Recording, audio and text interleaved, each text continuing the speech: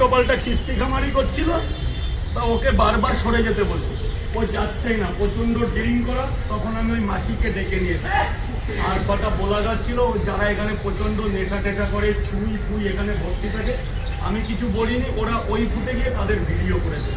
আর ওই মেয়ে ছেলেটা এসে প্রচণ্ড নোংরামি করেই যাচ্ছে, যা সব বাসা দিচ্ছে এখানে, এত মা বোনেরা থাকে কানে। আর আমি ভালো কথা বলছি, মাসিকে বলবো, হ্যাঁ হ্যাঁ হ্যাঁ ও স্যার, প্রচন্ড কিস্তি এখানে বালুরঘাট থেকে 4টে মেয়ে এসে এরকম কানে আঙুল দিচ্ছে, আমরা সরাতেই পারি না, না পেরে ওই কালীকে ডেকে নিয়েছে মাসি মেয়ে ছেলে। আর এই নোংরামির ভিডিওটা করেছে ছুঁয়ের, এটাই কোনো প্রবলেম হয়নি তো?